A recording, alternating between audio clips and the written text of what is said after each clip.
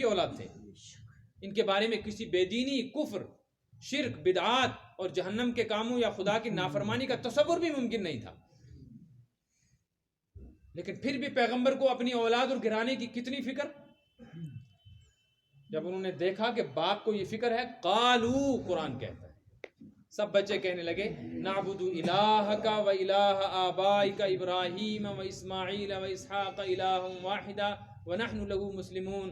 بابا فکر نہ کرو، اللہ کے حوالے اپنی روح کرو، بڑے سکون کے ساتھ دنیا سے چلے جاؤ، ہم وعدہ کرتے ہیں بھوکے رہ لیں گے، پیاس برداشت کریں گے، سختی، تنگی، تکلیف برداشت کر لیں گے، لوگوں کے تانے سہ لیں گے، کھلی چھت کے نیچے، آسمان کے نیچے بسیرا کر لیں گے، ننگے رہ لیں گے، لیکن ایک وعدہ کرتے ہیں آپ کے دین کو نہیں چھوڑیں گے، نعبد الہ کا، ہم تیرے رب کی عبادت میں ہی زندگی گزاریں گے، و الہ آبائک، اور آپ کا رب ہی کیوں ہے، وہ آپ کے باپ دادا کا رب ہے، ابراہیم کا، اسماعیل کا، اسحاق کا،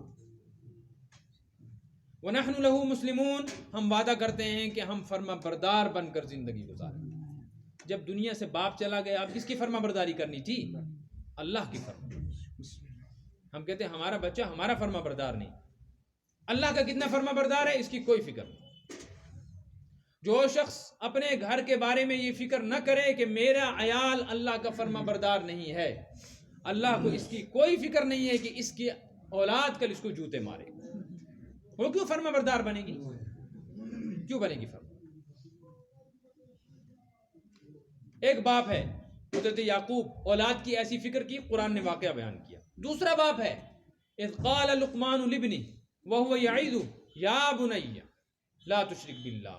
حضرت لقمان بڑی اونچی ذات، بڑے دانا و حکیم، بعض لوگوں کے نزدیک نبی ہیں وہ، اور اگر وہ نبی نہیں ہیں تو اولیاء اللہ میں سب سے بڑے ہیں، چونکہ ان کا نام قرآن نے لیا ہے، کسی ولی کا نام نہیں، ان کا نام لیا ہے، اولیاء اللہ کے سردار، جن کو ہم کہتے ہیں نا پیرانے، ہاں پیر کامل ہیں۔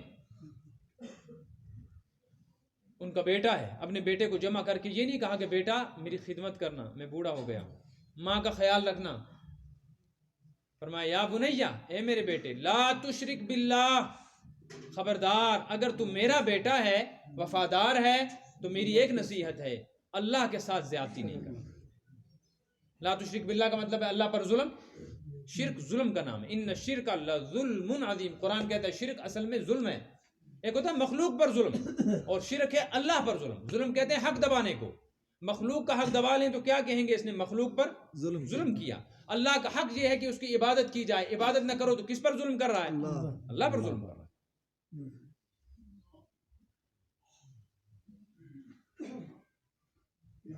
کہنے لگے ہم عبادت گزار زندگی گزاریں۔ قرآن نے یہ واقعہ بیان کیا، کیا ضرورت تھی بیان کرنے کی؟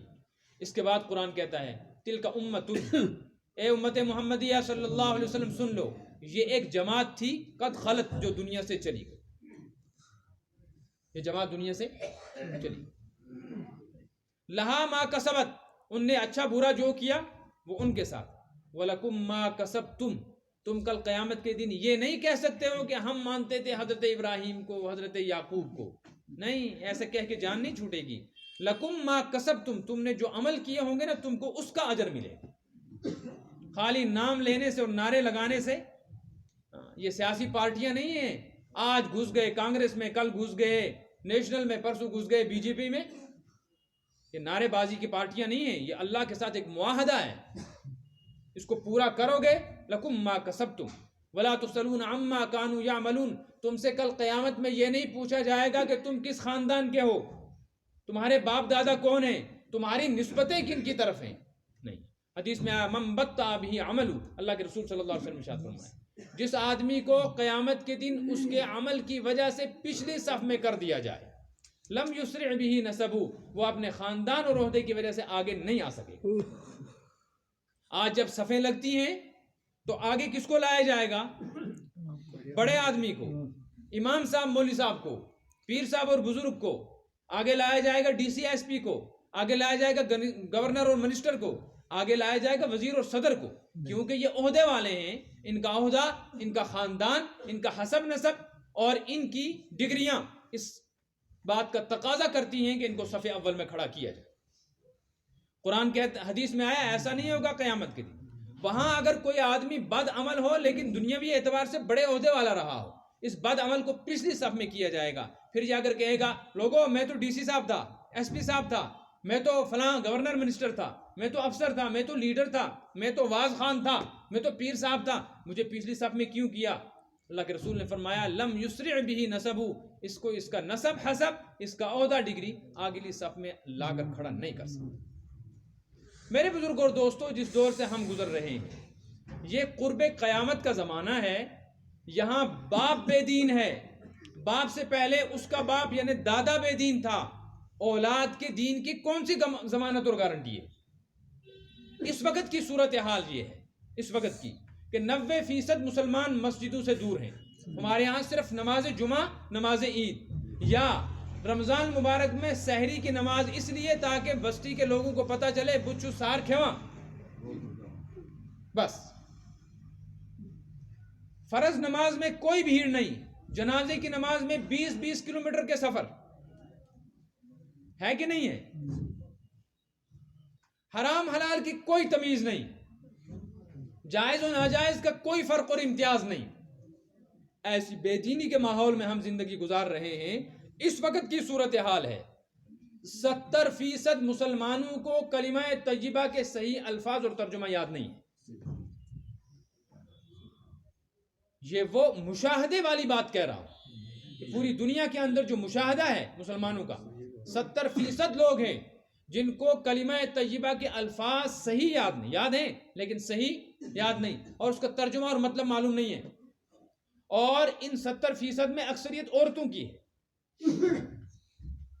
اپنے گھر کا خود آپ حساب کرو، خود اندازہ لگاؤ، آج چلے جاؤ عشاء کی نماز کے بعد بیٹھو، اپنے گھر کی تمام عورتوں مستورات کو خود بیٹھو، بیٹی کو، بہو کو، ماں کو، خالہ پھوپھی کو، بہنوں کو جمع کرو اور ایک طرف سے کہو کہ کلمہ طیبہ سناؤ اور کلمہ طیبہ کا ترجمہ سناؤ۔ آپ کے سامنے خود اپنے گھر کا حال آ جائے گا کہ جس عیال کو میں اتنے سال سے پال رہا ہوں یہ اللہ کا نام تک صحیح نہیں لے سکتے، جن کے لیے میں اپنی آخرت خراب کر رہا ہوں۔ تو مجھے آپ ایک بات بتاؤ، جب آج کی صورتحال یہ ہے، آج سے 25 سال بعد جو نسل جوان ہو کر میدان میں آئے گی اس کے دین کی کون سی ضمانت اور گارنٹی ہے؟ کون فکر کرے گا؟ ایک طرف نبی ہے، اس کو اپنی اولاد کی اتنی فکر، اور ایک طرف ہم بے دینی کے ماحول میں خود بے دینی کی زندگی گزار رہے ہیں، ہمیں اپنی اولاد کی کچھ بھی فکر نہیں۔ یہی اولاد کل جب جہنم میں چلی گئی اس وقت کیا کریں گے؟ یہ فکر تو ہے اگر بمودس امس کیا بن، یہ کیا کہے؟ بہت سارے لوگوں کو وفات کے وقت جاؤ نا آپ، آخری وقت جو ہوتا ہے تو روتے ہیں، تو آپ اس کو تسلی دو، کوئی بات نہیں ہے، مرن چوہاک، مرنا ہے سب کو، کوئی بات نہیں، صبر کرو۔ وہ کہتا ہے مجھ نہ کھوتا مرنس چون کھوتا مگر مش یہ کور یہ گھس گوڑ امس گھس گوڑ خاندر گھس، یہ نیچو امس گھٹ گوڑ ملازمت میرے مکان کا دوسرا پور ہے، یہ پہلے مکمل ہونا چاہیے، یہ دکان رس یہ گھس چلیں گوڑ، یہ فکر لگی ہوئی ہے۔ یہ نہیں سوچتا جس اولاد کے لیے مرتے وقت میں دنیا کی فکر کر رہا ہوں، اگر کل ایکسیڈنٹ اور حادثے میں یا ہارٹ اٹیک میں میرا یہ جوان لڑکا مر گیا اور قبر میں الٹا لٹک گیا تو کیا کروں گا میں؟ اس لیے میرے بزرگ اور دوستو، وقت پورا ہو گیا، میں اپنی بات یہیں روکتا ہوں۔ آپ حضرات سے، میں اپنے آپ سے بھی کہتا ہوں، آپ سے بھی کہتا ہوں، اللہ تعالیٰ نے ہمارے پاس 2 بڑی امانتیں رکھی ہیں۔ ایک ہماری اپنی ذات، ہمیں اپنے آپ کو جس طرح بیماریوں سے بچانا ہے، کورونا سے، کینسر سے، ہارٹ اٹیک سے، برین ہیمریج سے، اس سے زیادہ حفاظت کا انتظام اور بچاؤ کا کرنا ہے قبر اور جہنم کے عذاب سے۔ اگر یہ جسم جس کی حفاظت کے لیے ہم اتنی کوششیں کرتے ہیں، سردی گرمی سے بچانے کا انتظام کرتے ہیں، اگر یہ جسم ہماری بد عملی اور بے دینی کی وجہ سے قبر میں پکڑا گیا تو اللہ تعالیٰ کی طرف سے ہم مجرم کی حیثیت سے وہاں پہنچیں گے کہ ہم نے اللہ کا دیا ہوا یہ جسم کس مصیبت میں لگا دیا۔ دوسرا بڑا احسان اللہ کا اولاد اور اہل و عیال کی صورت میں ہمارے پاس ہے۔ اگر یہ اولاد اور اہل و عیال بے دینی کی زندگی گزار کر دنیا سے چلے گئے، ہم نبیوں کو کیا منہ دکھائیں گے؟ نبی کہیں گے بدبختو، ہم تو نبی تھے پھر بھی ہمیں اولاد کی فکر تھی، تم تو نہ نبی تھے، نہ ولی تھے، نہ کوئی پیر تھے، نہ کوئی عالم تھے، عوام کی زندگی گزارنے والے، تمہیں اپنی اولاد کی اتنی بھی فکر نہیں تھی کہ ان کا کلمہ ہی سیدھا کرا دیں۔ اس لیے اپنی اولاد کی ایمان کی فکر کرو، بڑا خطرناک زمانہ آ رہا ہے، اگلی نسل کے ایمان کی کوئی حفاظت نہیں، نماز روزہ تو دور کی بات ہے، ابھی تو نماز روزہ نہیں ہے نا, ابھی قرآن نہیں ہے, لیکن چلو نام کا مسلمان ہے. آگے آنے والا دور اتنا خطرناک ہے, حدیث میں آیا اصبح الرجل مؤمنا ویمسی کافرا, صبح کو مسلمان ہوگا شام کو کافر, ویمسی الرجل مؤمنا یصبح کافرا, شام کو مومن ہوگا صبح کو کافر. حدیث میں آیا, بس آخری حدیث سنیں, اللہ کے رسول نے فرمایا یاتی علی الناس زمان, اتنا خطرناک زمانہ آنے والا ہے, یحجون, لوگ حج کریں گے, ویصلون, لوگ نمازیں پڑھیں گے, ویصومون, اور لوگ روزہ رکھیں گے, وما فیہم مومن, مگر ان نمازیوں, روزے داروں اور حاجیوں میں مومن کوئی نہیں ہوگا. ہوں گے کون یہ لوگ؟ یہ وہ ہوں گے جنہوں نے دین کی, ایمان کی کبھی فکر نہیں کی. اس کی نحوست کی وجہ سے ان کا ایمان کہاں پھٹ گیا, کہاں ٹوٹ گیا, ان کو اس کا علم اور پتہ بھی نہیں. اس لیے اپنی فکر کریں, اپنے عیال اور ایمان کی فکر کریں, اپنے گھر میں روزانہ دین کا تذکرہ کریں, قرآن کی تلاوت کا اہتمام کریں. رمضان شریف آ رہا ہے, رمضان سے پہلے رمضان کی تیاری کر لیں. باضابطہ آج سے ہی پابندی کے ساتھ خود بھی اور اپنے گھر کے جوانوں کو, لڑکوں کو کان پکڑ کر, کھینچ کر, سمجھا کر, نرمی سے, پیار محبت سے, غصے ناراضگی سے مسجد میں لاؤ. ان کو جس طرح آپ کہتے ہو نا کہ اگر تو نے یہ کیا تو میں تجھے پراپرٹی میں حصہ نہیں دوں گا, صاف کہتے ہو کہ بیٹا اگر نماز نہیں پڑھے گا, میں قسم کھا کے کہتا ہوں قرآن پہ ہاتھ رکھ کے, میں تجھے آگ کر دوں گا. میں آگ اس طرح کروں گا کہ تجھے پھر ملے گا نہیں, میں ساری پراپرٹی دوسروں کو پہلے ہی زندگی میں ہبا کر دوں گا, رہے گا ہی نہیں, ملے گا کیا.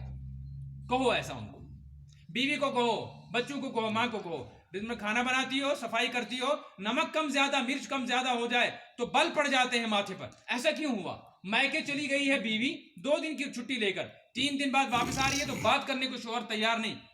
دون کمس کہتے ہو سر بھیج جاتے تھی, اور یہ بیوی 40 سال سے ساتھ ہے, نہ فجر پڑھ رہی ہے, نہ عشاء پڑھ رہی ہے, تو چمین زنا. یہ کون سا دین ہے, کون سا ایمان ہے, کون کرے گا فکر اس کی؟